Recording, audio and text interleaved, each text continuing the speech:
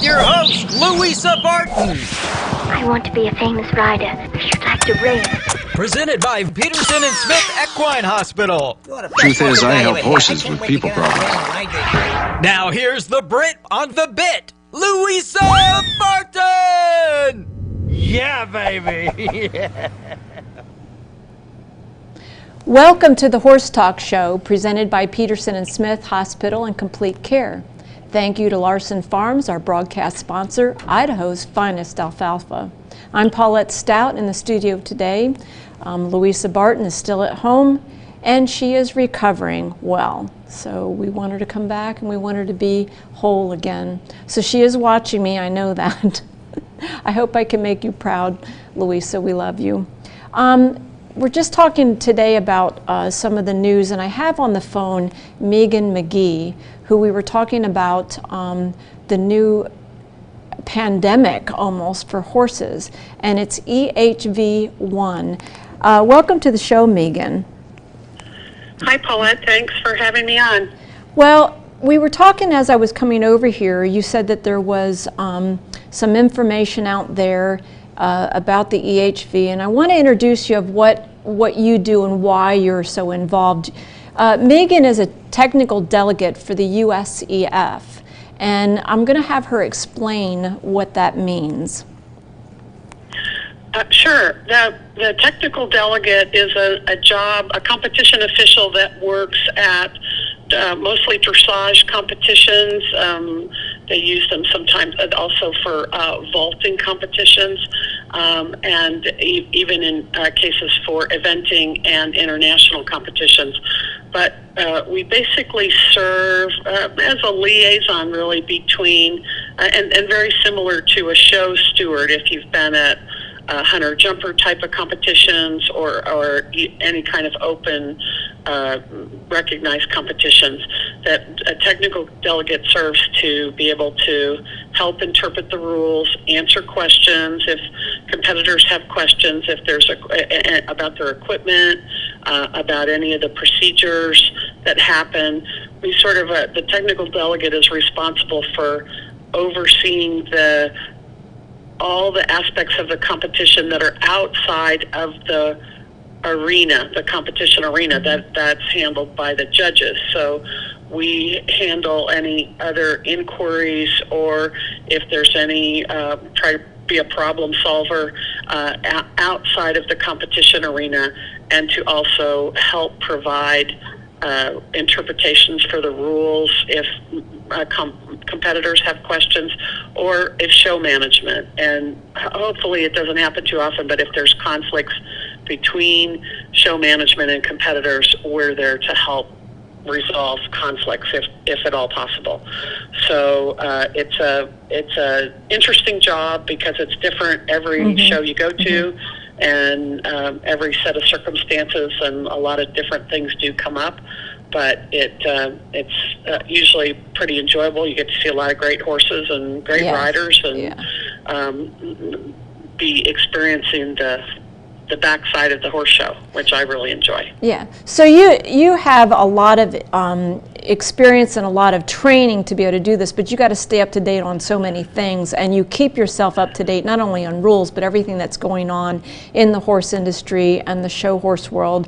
And so you are even staying up to date on, say, the diseases and the spread of the diseases and COVID. So we have a pandemic with people, and now we're sort of having a problem here with the spreading of the EHV1. So you're up to date on you're trying to stay up to date on all those things so that you can know what you should be doing at a horse show, or whatever it is that your job involves, or helping the community even with this problem. So when we were talking, you were talking about a webinar that you were listening to with the EHV1, and I wanted you to be able to explain some of the things that you had found out about the EHV1. I am not so up to date on this because I don't have Wi-Fi, so anything that I experience or get the knowledge of is either through somebody else or sometimes on the phone, which of course I'm riding and doing other things, so I'm not up to date on it.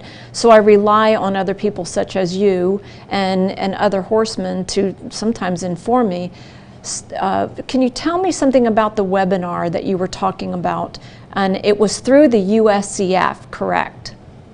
That's right. The U.S. Equestrian Federation, it just signed, everybody signed off at 6 p.m. here just a few minutes ago. That was the latest information about the current situation with EHV1, and there was a group of vets and epidemiologists and people from the state of Florida on this Zoom webinar to be able to answer questions and explain the current situation as far as different places around the country, including Florida, where there were cases reported of horses positive for the EHV1, and also with the latest practices about being able to monitor your horse's temperature, how very important it is because this is a contagious disease, that it's easily spread among horses. So it's very important that we do our very best practices in the stable, caring for horses, not sharing equipment, not sharing brushes, really monitoring the horses' temperatures, and that we, as the humans taking care of the horses, that we have to be, again, back to washing your hands between touching one horse and going to the next horse. You got to wash your hands, and you got to disinfect even the pitchfork and the brushes and your tack and everything, that there's just no buckets, no sharing of equipment. It's really, really important to be super vigilant about that right now, and monitoring your horse's temperature. So I would encourage anybody who wants to find out more. That the webinar was a little bit less than an hour, but it was really good information and pretty easy to understand. So you don't, from the smartest epidemiologists and the vets, they were answering questions that people were submitting online, asking about, what they can do, what they should watch for. But the webinar is there's no cost, there's no charge to go on. You can go online and watch it on the USCF website. So it's and get the latest information. It's today. It's usef.org, correct?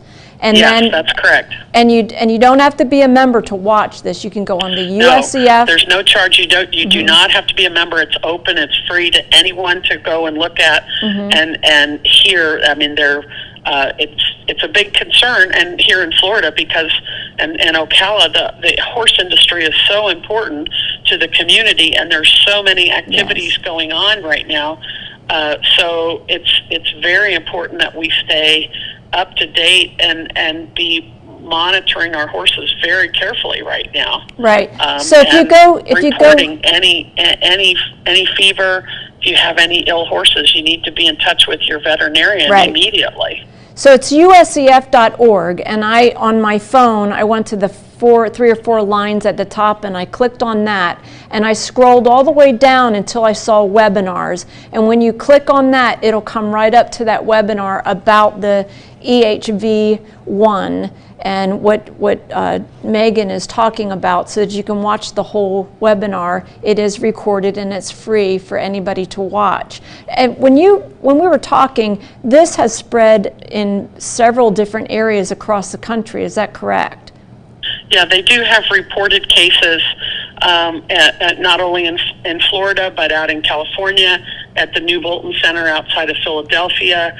So there are multiple cases that have now been reported, and this has all happened very rapidly, like within the past, I think, less than 2 weeks, as far as when the first reported cases were announced. We're down to a minute, so I really appreciate being able to find this, and this is how horsemen helping horsemen, and I always rely a little bit on Megan for some information, so I really appreciate you making aware of the webinar. And so for the people that are listening, that you just go to uscf.org and go to the top on those lines, click on it, and you'll scroll down till you see webinars, and you'll be able to watch what Megan saw live, basically. And it is recorded and it's free, and you don't have to be a member to watch it. And we'll be talking to Adam Kayot about the EHV1 here after our commercials. So I appreciate it. Thank you so much, Megan, and we'll be talking with you again on the Horse Talk Show. You bet, Paulette. Thanks a lot. Okay, bye-bye.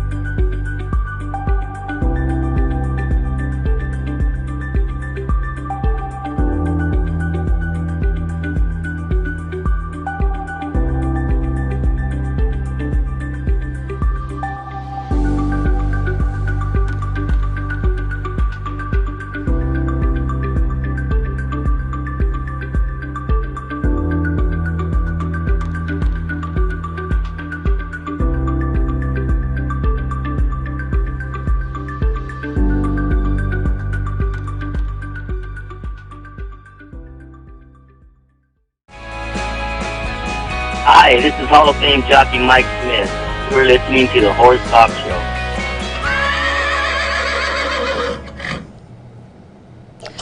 Welcome back to the Horse Talk Show, presented by Peterson and Smith Hospital and Complete Care. Thank you to Larson Farms, our broadcast sponsor, Idaho's finest alfalfa. I'm Paulette Stout in the studio today for Louisa Barton, who is recovering at home from her accident. And on the phone, we have Dr. Adam Kayot. And we're going to be talking about the EHV1. Welcome to the show. Oh, thanks for having me. I had talked to Megan McGee just recently, and there was a webinar, I guess, done by the usef.org. It's on their website. It's a webinar about the spreading and what's going on with the EHV1. And I guess this is the neurological kind. Can you explain the EHV1 and EHV4? Right. So the EHV1 and 4, it's the herpes virus, 2 variants. The number 1 variant can express itself in as neurologic signs in the horse, where they can be ataxic, falling down, unable to stand, recumbent, that sort of thing. the other way that can be expressed is through respiratory disease, coughing, fever, and these horses that are neurologic, they can have fever as well, but certainly coughing and that sort of, nasal discharge, those types of things. Right.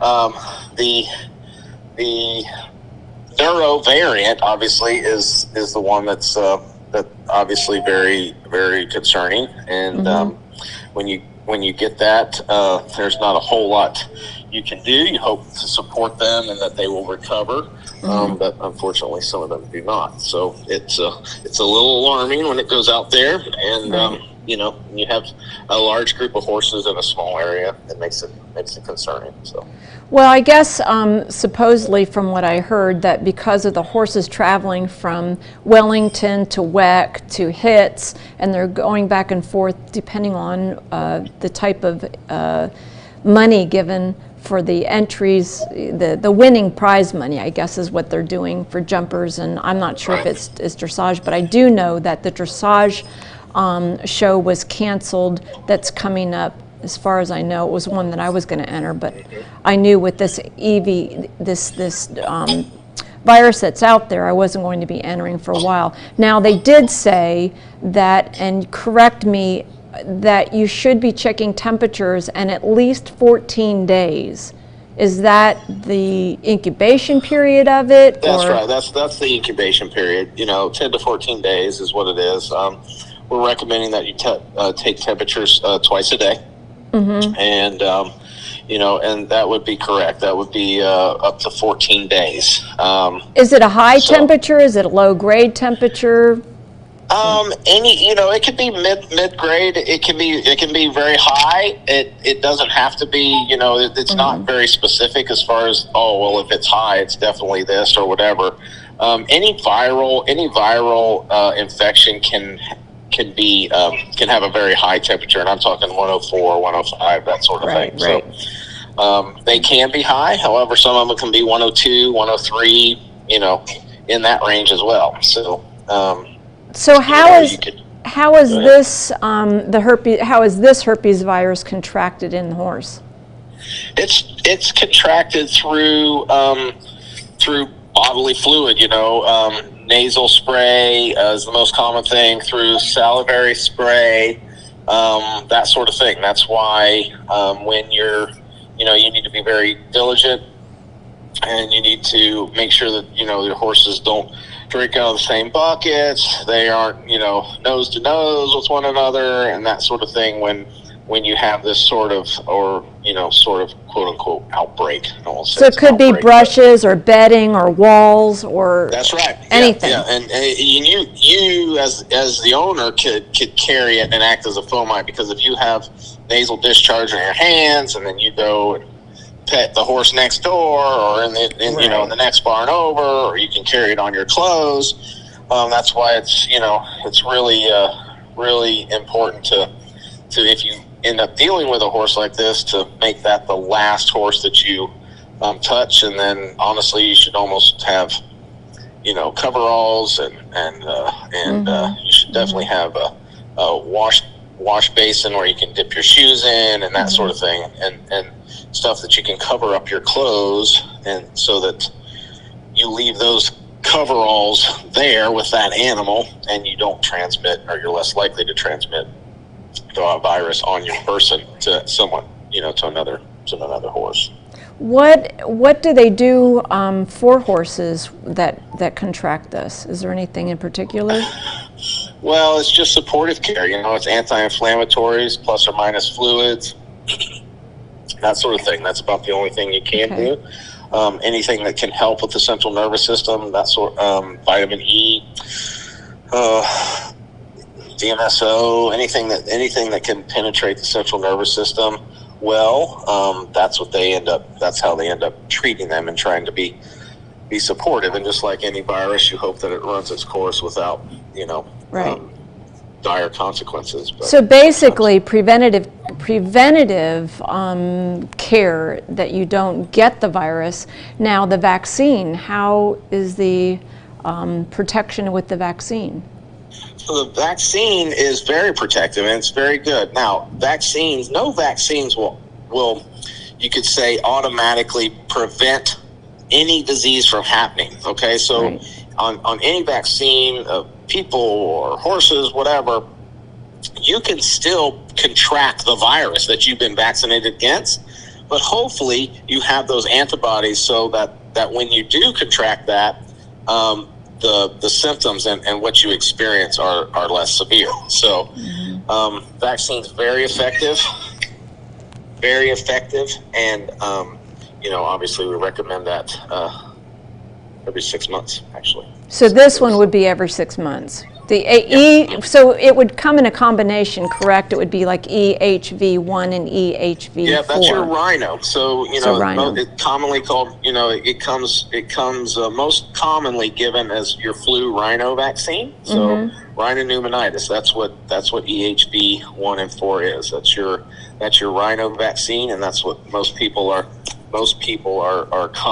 commonly heard it called. Now, I know we've had sleeping sickness, so would you vaccinate for the sleeping sickness and for the rhino every 6 months? Is that would you recommend that? Yeah. So sleeping sickness is Eastern encephalitis.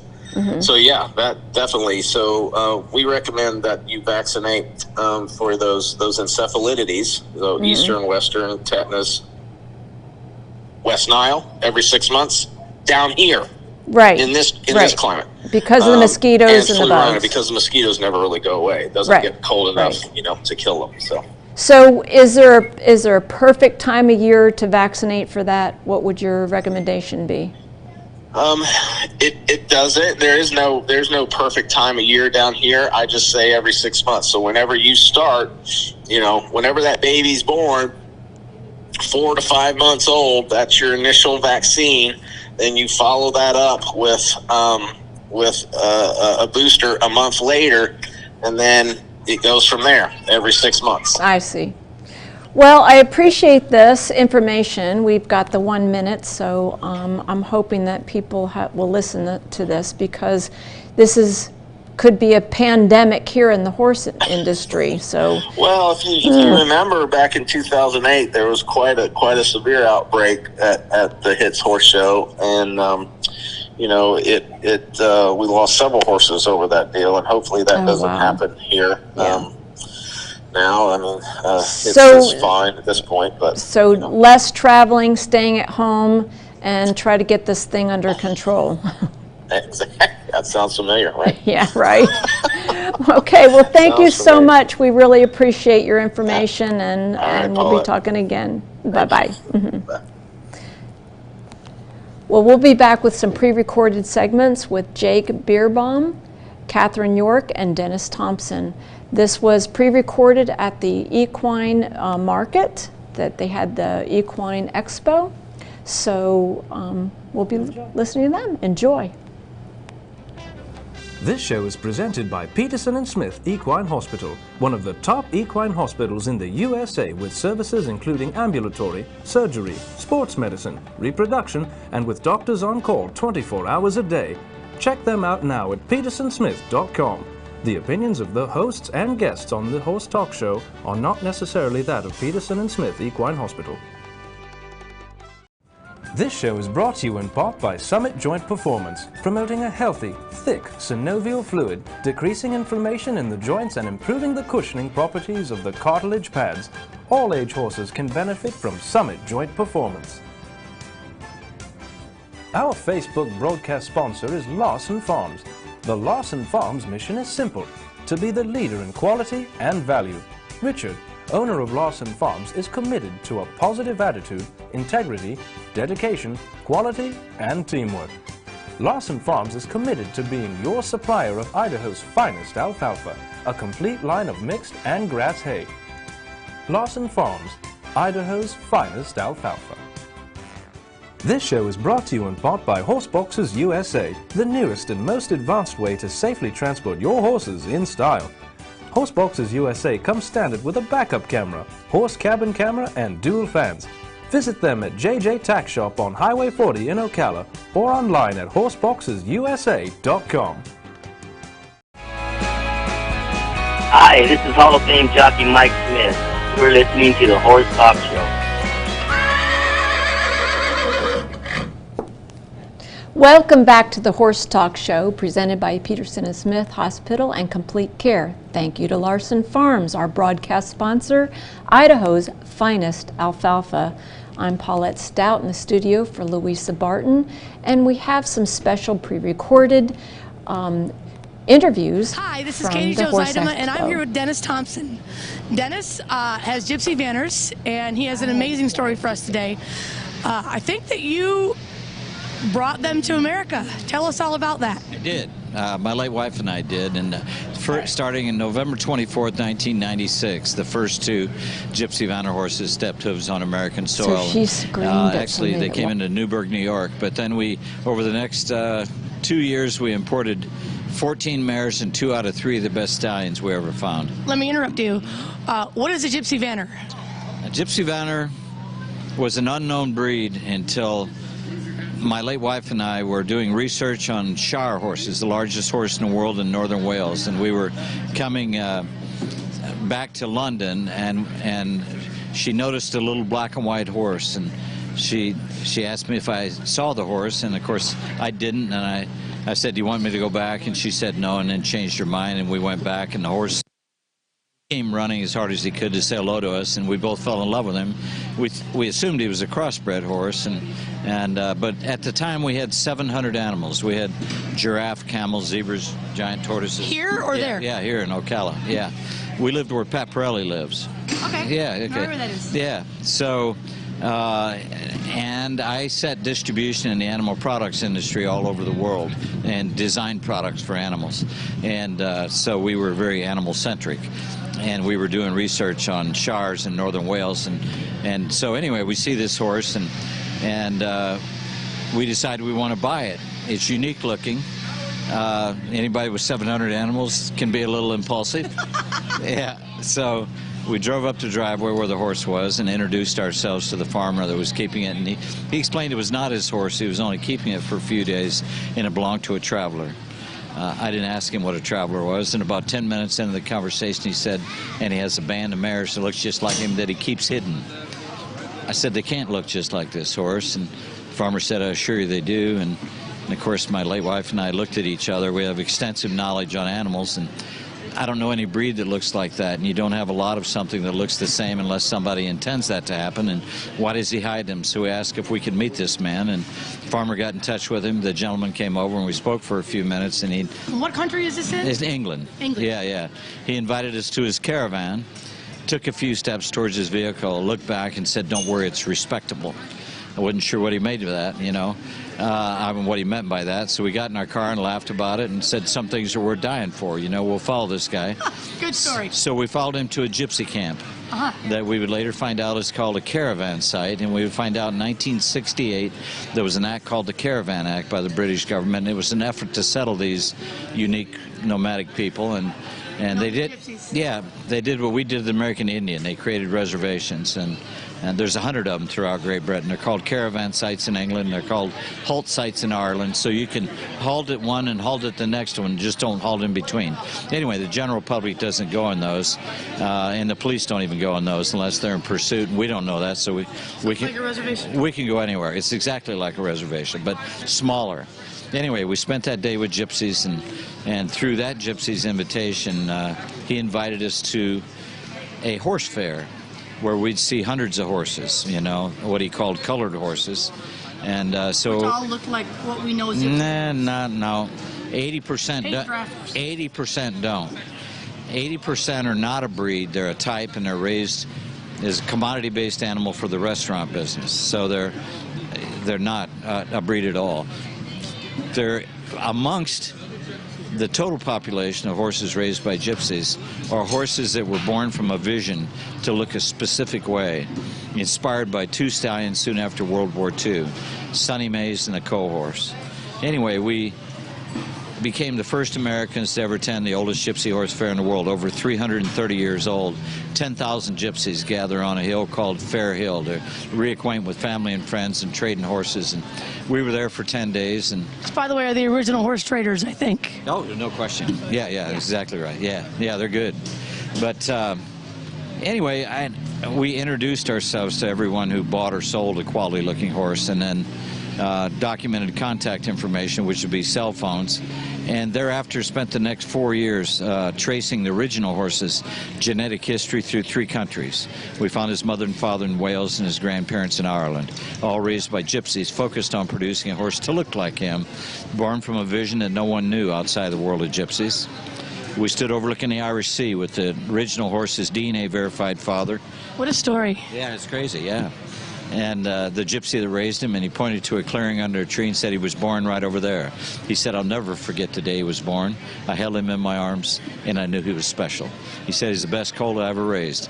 And he took us in his caravan that day, and he gave us a book on Appleby Horse Fair and opened up to a page that showed a couple of his sons ponying 3 yearling colts through what's called the River Eden in Appleby, England. The lead colt was the original horse that we saw.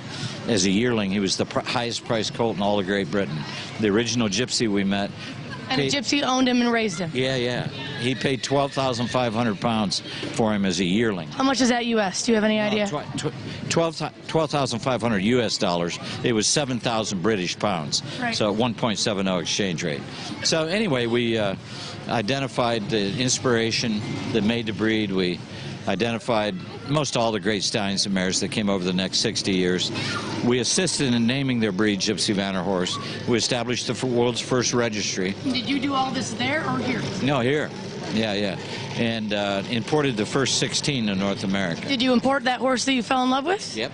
He remained one of the top 3 stallions we ever found. Give me a year. Like, how long ago was this? 97 is when he got to America. Easter Sunday, 1997 is when he got here. Yeah, his name was the Log when we met him because he looked like a log. And when the gypsy, that's a long story. We give tours 4 days a week on our farm, and I'll walk you through this whole story. It's quite fascinating. But we named the horse Kushtibok, which is a name that means good luck in the language of gypsies. And there's a story behind that that's pretty fascinating. But anyway, he, to this day, 25 years later, I'm still shocked that... well, they've really taken off, especially for a new breed. They're everywhere now. Oh, yeah. And they're beautiful, obviously. Oh, yeah. But what you have to be careful of, this is the world's first internet breed to be established in the age of the internet. So you can go home tonight and make up a new name or make up your own story and all this type of thing, and the general public has to navigate all that, which you normally wouldn't do. You'd learn something about a breed, and that's all you learn, I mean. And so you'll get online and you'll see multiple names and a lot of confusing stuff. Frankly, I help people through that, 4 days a week. If you come to this tour and you can easily wrap your head around what the breed is and what it isn't. It has a very specific look. The intent was to make a small Shire with more hair on its legs, more color, and a sweeter head. Although it's not a color breed, it's a body type.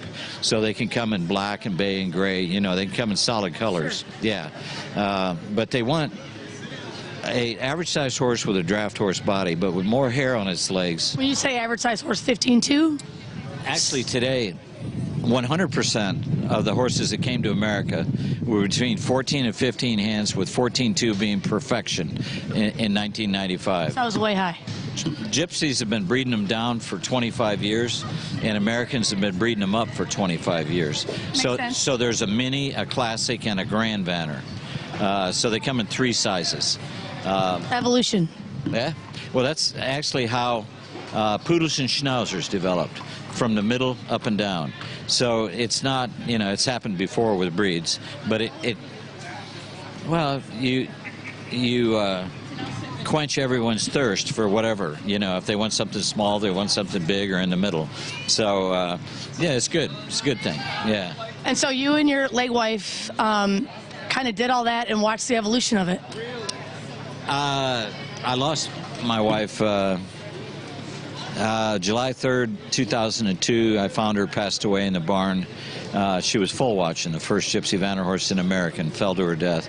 Couldn't open the door to my apartment. She was on the other side. So it's got a dark chapter. Disney was on their way to do a pre-lease and a pre-purchase exam on a couple of horses. So it's a pretty fascinating story. You know the whole thing. And it's even closer to your heart. Oh yeah, big time. Yeah.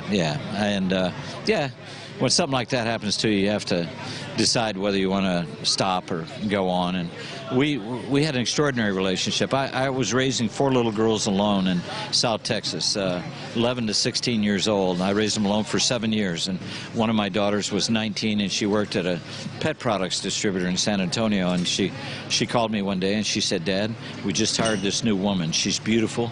She has 40 parrots and a Porsche. She's perfect." What you needed was more animals. Yeah. Hey, I got to stop you right here. We got to go to commercial. I'll be right back.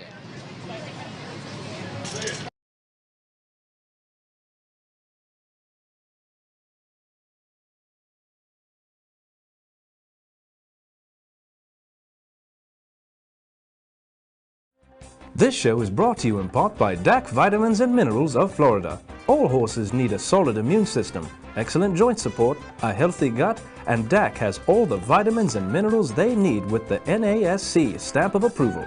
So like them on Facebook now, or go to feeddac.com. DAC, it makes a world of difference. At All In Removal, we offer the best service and highest quality products. Whether you need fine shavings, large flake, a custom blend, or even bag shavings, we have the bedding and removal services you need. We use only reliable late model trucks, and our team of drivers are courteous, respectful, and hardworking. We train our staff to the high standards we are famous for, and our customer service team prides themselves on being experts on our products and an advocate for our customers, helping them to maximize the value they receive. If quality and service matter, give us a try today. Are you ready to get loco? At Loco Graphics, every dollar matters to provide your ideas brought to life. Loco Graphics strives to get your message across and impact your customers, offering logo design, vehicle wraps, business cards, banners and more. Make your business shine and showcase who you are with nothing but the highest quality materials. The difference is in the details. Impact your potential customers with Loco Graphics. Like them on Facebook now and find them on the web at locographics.com.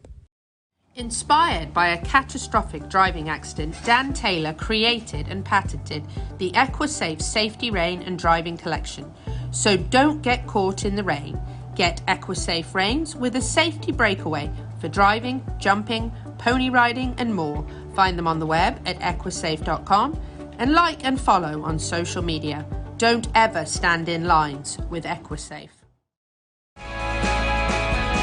Hi, this is Hall of Fame jockey Mike Smith. You're listening to the Horse Talk Show. Hello, we're back, and I'm here with Dennis, and we're talking about Gypsy Vanners. Okay, so next question. Yeah. What about competition? I see that there's a lot of them that are being shown now, and we're talking about the evolution of a Gypsy Vanner. Right. And so, what do we do with them now? Okay, so when they came to America, I frankly didn't care what they did. I mean, I wanted them to be whatever they were, and which is a small draft horse, and I knew they were super sweet. I call them golden retrievers with hooves, but I knew they'd be a great companion horse and everything, but I never anticipated they'd be great at multiple things, and they are. They're really amazing. Pre-St. George in dressage, #1 tandem driving team in North America. Just any kind of discipline, whether it be because they're willing, they're smart, and they retain their training really well. So yeah, and they're pretty. And they're pretty. Yeah, see, that's a bonus. Yeah. I show horses for a living. I mean, I do quarter horses, but still, part of showing horses is how they look. Oh, sure. And there's no doubt that in an event that has multiple breeds, they're going to stand out. Oh yeah, I'm prejudiced, but certainly one of the world's most beautiful horses. There's no question about it. Yeah. I think that's safe to say. Yeah. What are you most proud of? Oh, I don't know. We're turning our farm into a permanent education and cultural center, so that the promotion of the Gypsy Vanner horse. Let me stop you there. Yeah. Where is your farm? It's here in Ocala. Just go to gypsygold.com and you can read all about it, and or even on Facebook. We have 90,000 followers on Facebook, and if you're not one, just go to Gypsy Gold Horse Farm and hit like, and you'll get posts every day. And yeah. So do you still have studs and mares and you breed them? Oh, sure, yeah. How many? Putting you on the spot. Yeah, we've got about, I think maybe five studs and probably 20-25 mares, something like that. I think we have 30-35 horses on the farm. We produce embryos, we produce babies, Gypsy Vanner horse babies carried by their mothers, and so it's still a serious breeding operation. But when the economy hit, well, we were producing 50 babies a year in 2006 and 7, and then sure, and then 2008 and 2008 came. I was feeding 150 horses, and I had 8 full-time employees. So I was going down quick. So we turned to tourism, and so we've become the #1 thing to do for TripAdvisor in Ocala. So tell me about that. Yeah, well, it's 4 days a week right now: Monday, Wednesday, Friday, and Saturday. Your farm. My farm. Just put in Gypsy Gold Horse Farm in GPS and it'll bring you right to me, not the address. But you can go to gypsygold.com and hit book a tour and read all about it and make a reservation. But oh geez, Miranda Lambert's record label is Vanner Records, and what else? No, wait a minute. Let's go back to TripAdvisor, because you said you were rated. Where do we stand in the state of Florida? Well, we're #1 in Ocala for things to do. We're #3 of visitor favorites in Central Florida, with Harry Potter being #1, and we're in the top 10% of activities for TripAdvisor in the world. So pretty good. That's pretty awesome. Your late wife would be super proud. What it is, that's not based on the volume of people that come see. It's based on how they appreciate it. So we're 97%. Well, 93% 5-star and 4% 4-star, so 97% very high reviews. So people like it. What do they do when they go there, besides look at your beautiful horses? They listen to me for big deal. They listen to me for 45 minutes to an hour, and then we walk around the farm, and they learn about our dreams for the future of the farm, which are pretty amazing, really. Which I'd love to hear a little bit about. Oh boy. Well, we'll have all kinds of things that I'll help you understand one of the world's most colorful, least understood societies, and we'll do a lot of it'll be an oasis of good. When you say that, you mean gypsies? Yeah. Okay. Yeah. We have a lot of gypsies that come visit us, and I hope one day that there's so many that you'll be able to meet some of these people, and they're just people. They're not. They've been treated with prejudice for 1,000 years. And my late wife and I knew on the plane ride home from meeting the original horse that there was an extra responsibility if we walked forward into this culture that didn't invite us, that we did not want to diminish their horses or them in any way. We didn't want to contribute to the prejudice that they feel. So we wrote a mission to bring honor, recognition, and a better understanding to one of the world's most colorful, least understood societies and the horses they so dearly love, by respecting the spoken words of gypsies who have dedicated lifetimes in the pursuit of a dream to create the perfect horse to pull their caravan, to remain quality-based, culturally sensitive, and socially responsible. With one of the most beautiful horses in the world. Yep. And okay, so if you have that beauty, you have that magic. If you can keep the magic, you can use it for the good of something. See, and in my mind, I'm from America and I love horses. And when I think of the gypsy people, I always think of beautiful, colorful, eccentric people. And so the horse to me matches that so well. It does, yeah. One of the most colorful, maybe one of the most colorful, least understood horses on earth is the Gypsy Vanner. And matter of fact, they're not gypsy horses, they're Vanner horses.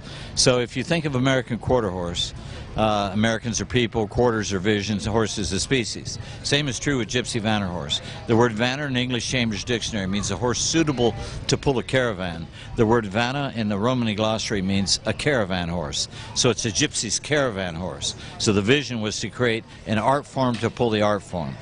Was this your name that you created? Yeah, my late wife and I offered gypsies a choice between Romany horse and Gypsy Vanner horse, and 100% chose Gypsy Vanner horse. So she saw that in a book. It's a word from the English dictionary, and an English author was using it to describe a picture. He said the traditional Gypsy Vanner. I'd never seen anything like that. And she sat me on the couch and said, Gypsy Vanner horse. And I said, neat name, and then woke up every night for 2 years. Was I bringing honor, recognition, and better understanding these people if I used a word in their name that's a cultural slur? You gyp me, gypsy. Full circle. Yeah. I feel naive. Well, you go through life and you hear these things and you don't know where they come from or where they, Sure. I mean, why would you, Why would you think about that? Right now, yeah, right. But there's a real opportunity. Gypsy Rose Lee's grandson has been a friend of mine for 25 years, and I've maintained relationships with the same gypsies for 25 years, and they're just nice people, and there's no reason to treat them with suspicion or prejudice or anything like that. It's with any culture, you've got good ones and bad ones. Yeah, sure. Yeah. That's anything. That's any people. Right. It doesn't matter. So we'll do all kinds of fascinating things. You don't have time to learn about them now, but we're going to try to evolve keepsake photos for children in a very unique way. We'll have a trail on our farm called a Viking Trail, and when you walk a Viking trail, you must leave one prejudice behind and take at least one new idea with you. We'll have a sanctuary for parrots called 40 Parrots in a Porsche. We'll have a think tank. How old do parrots live? It's really long, isn't it? 75 plus So years. when you adopt a parrot, you're basically, it's going to, like, many of them outlive their owners. This is a cage.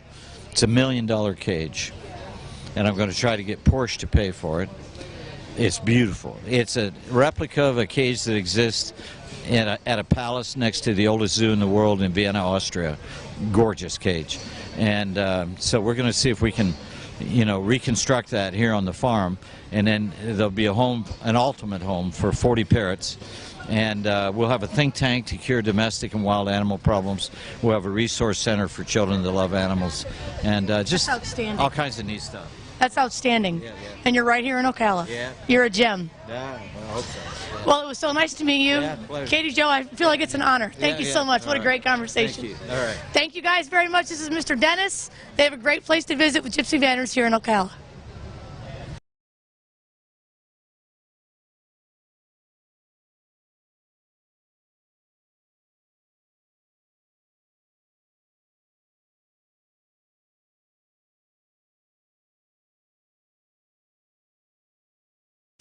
This show is brought to you in part by Seminole Feed Stores, family owned since 1934. Manufacturing fixed formula horse feeds with mindful monitoring and quality ingredients right here in Ocala in an all-natural, non-medicated feed mill. Seminole Feed, simply the world's best and safest feed. Like them on Facebook now or find them at SeminoleFeed.com. Nirvana, Ocala's premier medical spa, is leading the way in great skin with all the newest in treatment options, offering prejuvenation for younger clients and rejuvenation for all ages. Nirvana knows you want to look your very best, but we've all seen people with the telltale signs of too much work. We want you to look like you, just better, brighter and younger, with all the newest and best in technology and all in the most beautiful surroundings. Like Nirvana Medical Spa on Facebook and find them on the web at nirvanamedicalspa.com. Become a better, brighter and younger you. The Equine Performance Centre Ocala, with numerous success stories and featuring the most advanced equine conditioning and rehab equipment available in the world today, is striving to be the best in the nation. Find them on the web at epcrehab.com and like them on Facebook now. This hour of the Horse Talk Show is presented by Palm Chevrolet in Ocala, where the entire team is committed to making your experience in sales and service hassle-free and easier than ever with no games or gimmicks. Come in and visit on Southwest College Road or online at palmchevrolet.com. A second-to-none experience with all the amenities. Palm Chevy, find new roads. Hi, this is Hall of Fame jockey Mike Smith. You're listening to the Horse Talk Show. Hello, everybody. This is Katie Jo Zeidema, and I'm here with Jake Bierenbaum. He is from Citra, Florida, and you have... Wait a minute. You're from Michigan originally? Michigan originally. Me and Jake are fellow Michiganites. Actually close, too. You said you're right outside of Lansing? Yep. My dad's a professor at Michigan State, so we grew up right there near the college. So he's smart and a cowboy. You know it. Sorry, ladies, he's taken. Yes, my wife Stephanie is here watching, and my son Johnny's going to be 4 tomorrow. Oh, wow. And a proven sire. Look at that. Anyway, back to this and you. So now you live here in Florida. Yes. In Citra, just outside of Ocala. Yep. And you started in 2004, you said? Yeah, so I started learning to ride in 2004. I was in my early 20s, and I became aware of Pirelli and their home base. One of them is here in Ocala, and so after finishing a 2-year horse management program at Michigan State, I came down here to intern and got a full-time job working for Pirelli. Did that for a few years, became a full-time student to study to be an instructor. And student with Pat. Student with Pat, so I rode with him every day, all day. If he was saddling it, if he was riding it, I had saddled it and probably warmed it up and cooled it down for him. Right. If it was wrong on the ranch or within a 5-mile radius, it was my fault. Of course, that's how it goes. And I learned a lot from that experience. And that's what brought you to Florida, was Pat? Yes, that's what brought me to Florida. Fell in love with the Ocala area. It's beautiful here. It's the horse capital. The weather is warm. I'm from Michigan. I hate snow. And since 2011, I've been traveling the country teaching clinics and training horses. Same about snow and being from Michigan. Tell us about your horse here. So this is Spike. He's going to be 4 this year in May, and I've had him for the last year, and he's been in training, and we've traveled the country together. He's been learning to do cows. I was going to say, when you say in training, what's his forte?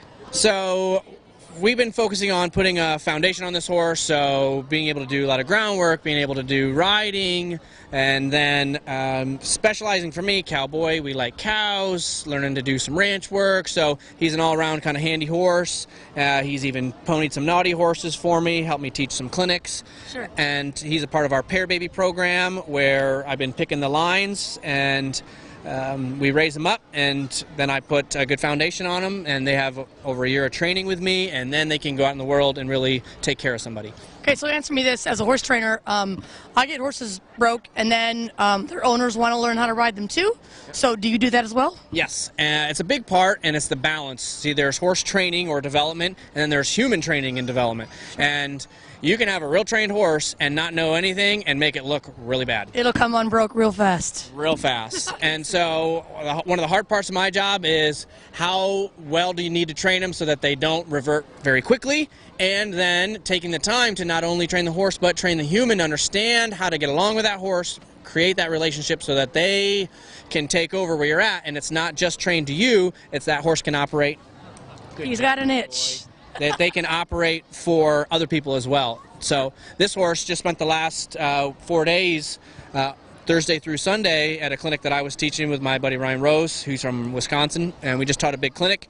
And one of the riders rode this horse, and she had sat on him one time, and she was doing lead changes, working the flag, carrying all over the place, and I had a great time with him. And I was like, "You did that? I didn't say you could do that. Nice work. Good job." Yeah, good job. Right. Right? And so it just proved the training of the horse, and it proved the training of the human. So Sure. it really is a cool thing when you see that come together. And also, as a horse trainer, part of horse training is having the gift of being able to teach. And so you're blessed with that, it sounds like. I can run my mouth pretty well, and it really is a big part of, if you're really going to be a good instructor, you have to learn to explain what you're doing in lots of different ways. There's a lot of great trainers out there. Doesn't mean they're great instructors. They know how to do it, but they can't explain it. And that's okay. We all have our place.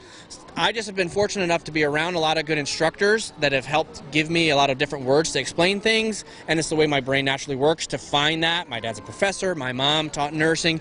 So I come from a line of teachers and educators, and so... And then you're with Pat, who's obviously a world-famous clinician. Exactly, and he really helped give me that foundation to go out. You know, I use the phrase, he's the father of my horsemanship. I just got to the point where I don't live with my daddy anymore. I just got my own place and moved out into the world, and so that's now what we'll be able to bring to the masses. So now your wife and you operate Pear Tree Ranch in Citra. Yep. And you keep how many horses in training? So anywhere between 5 to 7 outside horses for the month, and then I also have my young horses that we're training that we try to keep going. And you do clinics, so do you have employees too? It's mostly my wife and I, and then we have a lot of volunteers that come in and help out, or when we're on the road, we have our kind of tight-knit group that comes in and keeps horses fed and cared for. So when I'm not home for our clinic season, training horses are out of the barn. It's just our personal horses, and then we have people that are there to watch over things for us. Makes sense. Okay, so what's your plan going forward this year? What do you got on your list of things to do?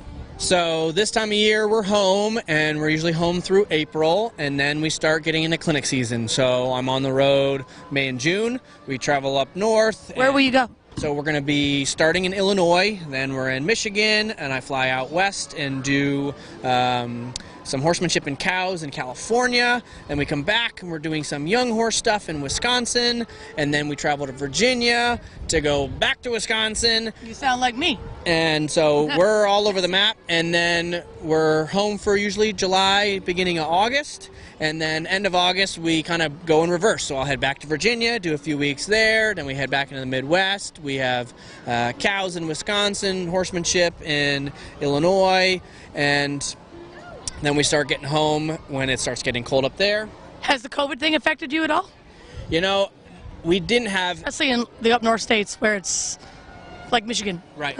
We didn't really see any effect. We were lucky that by the time it hit clinic season, people were kind of ready to get out and start doing some stuff, and so we still had a very successful clinic season and lessons, and the fact that we were in the barn with horse people, I don't know about you, but horse people, whether you want to admit it or not, eat a lot of horse poop every day. Yeah, we're good. Right? Therefore, your immune system is rocking and rolling, and so we've been very lucky with that. I really didn't see anything until just this year in January. We had like 6 different people that, just because of travel restrictions, different things, decided to not bring horses in training down from up north, and that's really the only thing that we've had. We've been very fortunate to not be hit with all of this, and because we do so much also at home in our own environment, we really have been blessed to not have. Plus, we live in Florida. God bless the FLA. That's right. And Governor DeSantis, thank you very much. We've been well cared for. We've had a lot of flexibility in things, and so when people come out, if you want a mask, wear a mask.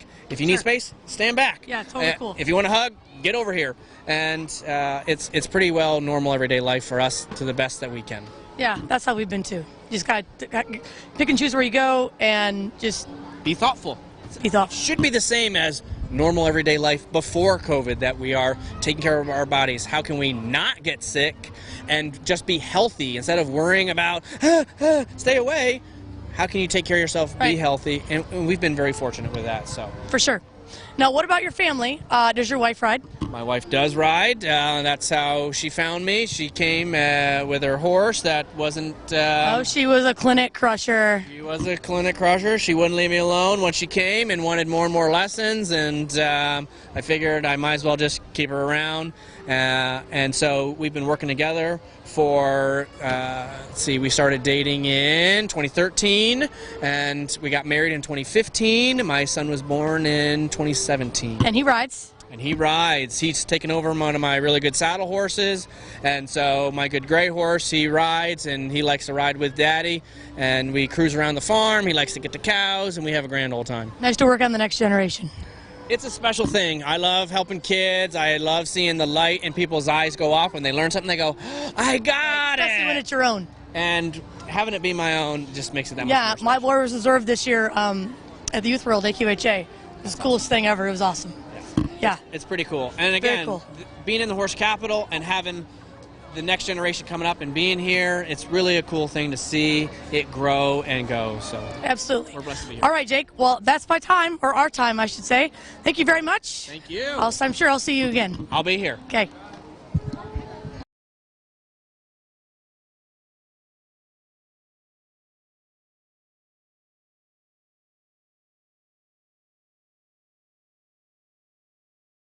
World-class equine rehab promoting faster recovery is available at the Equine Performance Centre Ocala. Hyperbaric oxygen therapy, an underwater treadmill, a saltwater spa, an aquapacer, MagnaWave, a vibration plate, swimming pool, massage and laser therapies. With post-surgical care, memberships, packages and BOGOs. EPC delivers a rejuvenated horse through proven and innovative rehab. Like Equine Performance Centre now on Facebook and find them on the web at epcrehab.com.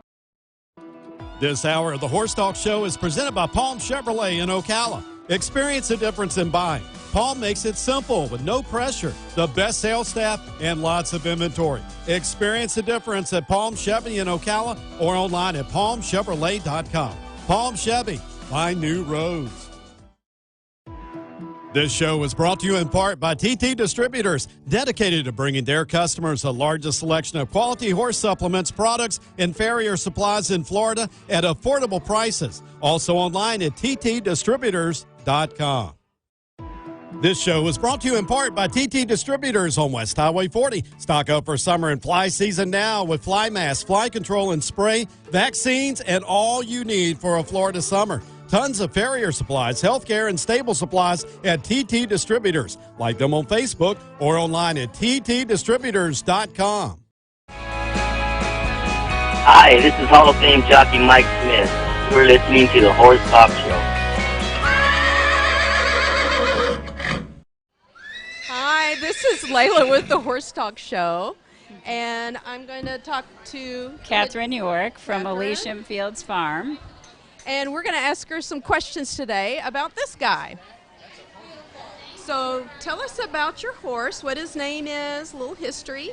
Well, we're registered in England with the Dales Pony Society, so although we're called Elysium Fields Farm, we have a prefix in England called Florida Dales, all one word, and this is Florida Dales Sydney. He was born in May of 2018,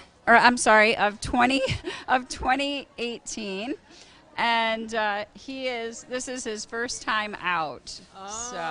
And he's a baby. He's not quite 2, so he'll be 2 in May. And we have 5 Dales ponies currently at the farm. 2 babies due, 1 any day, and the other due in April. So we're excited to breed this critically endangered breed. They originate from the Pennine Mountains in the UK. And they are critically endangered because they're a very robust pony that can pull a lot of weight. And so they were used in the First and Second World Wars for artillery pulling ponies. And because of that, a lot of them weren't returned or died. And then when they came back after the Second World War, there was industrialization. So they weren't used as much for pulling and plows. But because of their size, they were easy to transport, and they could also pull a lot of weight. So how big does one get? How many hands? Well, the breed standard is between 13.2 and 14.2 is the ideal. And we do have a stallion that we just got licensed. He was born and bred in the U.S., and he is the only blue roan born and bred in the U.S. Wow. And he's gorgeous color. I love him, and he's put together nice too. So, and the mare that we got, our first mare, Sauermeyer Carol, and she was a gray, which was a rare color. Oh, really? The majority of them come in black, and then there's bay, gray, blue roan, and bay roan. And the roans, of course, are the least common. Wow. Mm-hmm. Yeah, and he's beautiful. Thanks. And he will gray like his mama. Oh, okay. So he's a beta gray. Oh. Mm-hmm. He will gray. So our stallion, Maverick, he is the blue roan, and he's going to be standing at stud coming up in 2021 and 22. And then and how old is he? He is 3, just 3. Oh, He's wow. just licensed, as a stallion from the UK. Hi, Guy. And so we have Carol having a baby in the next week or 2. They're very friendly. They love people.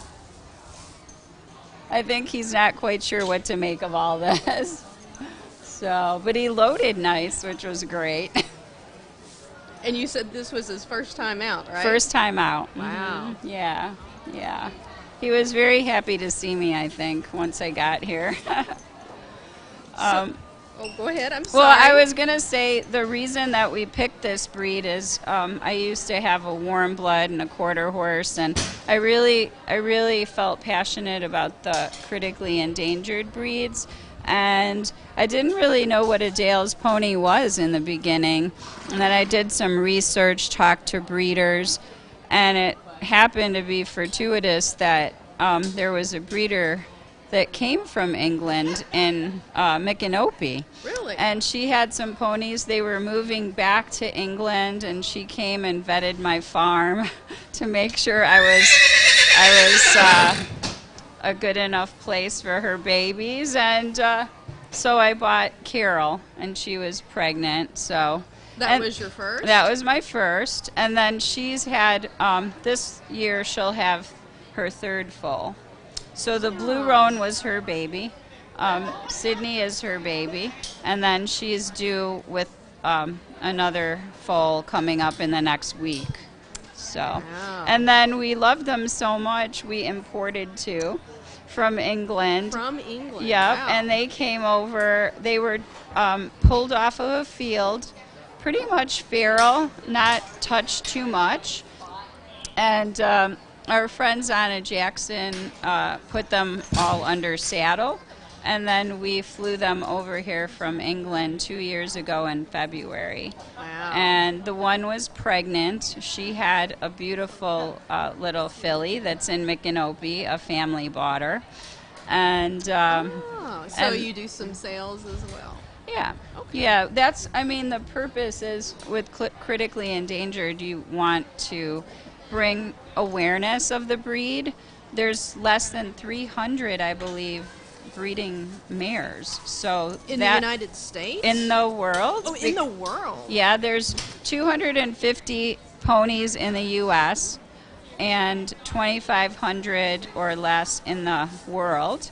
And then less than 300 breeding mares, I believe, is the definition of critically endangered, actively breeding mares. So there is a lot more awareness thanks to all of you guys, and Louisa, she's been instrumental in helping us as a Brit herself. And a lot of people are getting to know and recognize them now, which is really great. That could be her new talk show Right. sound, right? Yeah, that's a great idea. So what, do they perform a sport or do they have a use? Okay, so they're really great pulling ponies as well, and in England they're used for pulling logs. They do a lot of farm work, and they can carry large amounts. So in the old days they used to be ore mining ponies and so they're very balanced, and they've been bred to have really good hock action in the front. So they're very balanced, and they're just here and there. They're known as the great all-rounders. So they can pretty much do anything. They can jump. They can, ride in dressage. We have one that does dressage. We do obstacles. We've tried some archery. There's one that a friend of mine has that she does archery with them. And so there's a lot of different disciplines that they can do. We just did a hunter pace at Misty Morning Hounds last Sunday, and we enjoy a variety of sports with them. They're really versatile, which is nice, and they're calm. all-round. Yeah, they're Okay, good, great all-rounders. Ask about their disposition and temperament. Yeah, they're really people-oriented ponies, and I will say, due to some of the health issues that I've had, I really struggled with my warm blood, and it just wasn't fun to ride anymore. And I thought, well, maybe I'm just going to give up riding altogether. And then I found this breed, and they kind of saved my life a little bit, because I have very little fear or no fear riding them, because they're so reliable. And I think like any horse, they have a mind of their own. They're a big animal, but I think they're much more docile than the average breed. Mm-hmm. All right. Anything else you want to add about your facility? Or we're located in Dunellen, Florida, and we are really, it's a smaller 10-acre farm, and we breed and have all the babies there on the farm. So we're really excited to share what the new youngsters this year will bring. Okay. Yeah. And if someone wants to contact you, do you have a website? We do. It's in the process of getting put together, but you can email us at elysiumfieldsfarm@gmail.com, and Elysium Fields is spelled ELYSIUM fieldsfarm@gmail.com. Yeah. All right. Yeah. Okay. All right. Well, Thank I think you. that's it for now. Thank you. We definitely appreciate your time. Thank you. And learning more about the Dale's pony. Awesome. Thank you. Thanks.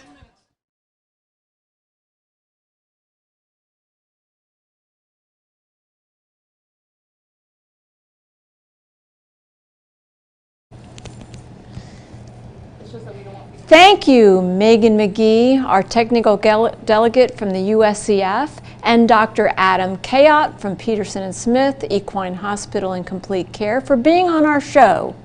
And as Louisa says, whether you're in Ocala, Marion County, the horse capital of the world, or not, happy horsing around. Until next time, bye-bye.